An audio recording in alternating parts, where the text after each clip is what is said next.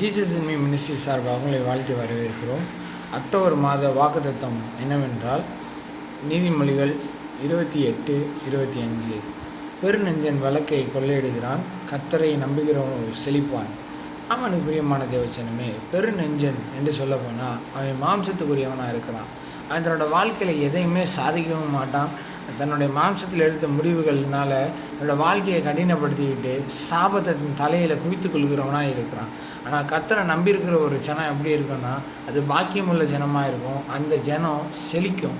பாருங்கள், நீங்கள் செழிப்பு நாட்களுக்குள்ளே நீங்கள் வந்திருக்கிறீங்க. பாருங்கள், இந்த மாதம் கர்த்தர் உங்களுடைய மனம் திரும்புதலை கர்த்தரை எதிர்பார்க்குறார்.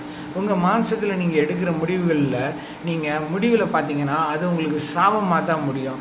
ஒரு நிறைவான ஒரு பலனை அது கொண்டு வந்து கொடுக்காது. பாருங்கள், கர்த்தர் இந்த மாதம் உங்களுக்கு நிறைவான காரியங்களை கொடுத்து உங்களை செழிக்க வைக்கும்படியாக கர்த்தர் விரும்புகிறார். ஒரு பிஸ்னஸில் நீங்கள் மாம்சத்தில் எடுத்த முடிவில் நீங்கள் பார்த்தீங்கன்னா உங்களுக்கு ஒரு சரியான ஒரு லாபம் இருந்திருக்காது, உங்களுக்கு சரியான ஒரு காரியங்கள் இருந்திருக்காது. ஏதோ போகுது அப்படின்ற அளவுக்கு தான் போயிருக்கும். உங்களுடைய வேலை காரியங்கள்லையும் அப்படி தான், ஏதோ போகுது அப்படின்னு சொல்லி. ஆனால் கர்த்தர் இந்த மாதத்தில் உங்களை செழிக்க வைக்கும்படியாக மீதம் எடுக்கத்தக்கதாக கர்த்தர் உங்களுக்கு உதவி செய்ய போகிறார். அப்படிப்பட்ட ஆசீர்வதிக்கிற நல்ல தேவன் இந்த நாளில் உங்களோடு பேசுகிறார். பாருங்கள், நீங்கள் மாம்சத்துக்கு உரியதாக எடுக்கிறதுனால மாம்சத்தில் எடுக்கிற ஒவ்வொரு முடிவுகளும் நம்முடைய தலைகளில் சாபத்தை குமிக்குது. பாருங்கள், சாபமானது ஆசீர்வாதத்தை தங்க விடாது.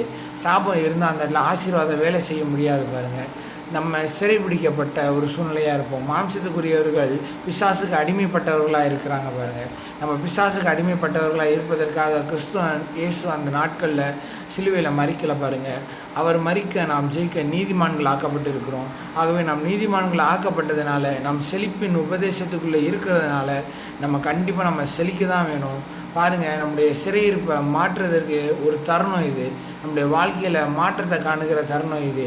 பாருங்கள், நம்ம வேலை பார்க்குற இடத்துலையா இருக்கட்டும், வெறும் 10,000 சம்பளம் வாங்கிட்டு இருப்போம். அந்த 10,000 சம்பளமே வருஷம் ஃபுல்லாக வாங்கிட்டு இருப்போம். அடுத்த வருஷம் வாங்குவோம், அதுக்கு அடுத்த வருஷமும் வாங்கிட்டு இருக்குது. நீங்கள் செழிப்பில் இருக்கிறதுக்கான காரணம் இல்லை. பாருங்கள், நீங்கள் போக போக நெக்ஸ்ட் லெவல் ப்ரொமோட் ஆகணும். அதுதான் கர்த்தர் விரும்புகிறார். இந்த வார்த்தை கேட்குற ஒவ்வொரு ஜனங்களையும் கர்த்தர் பேசுவார்னு சொல்லி நம்புகிறோம். கர்த்தர் பெரிய காரியங்களை செய்வார். ஆமென். God bless you.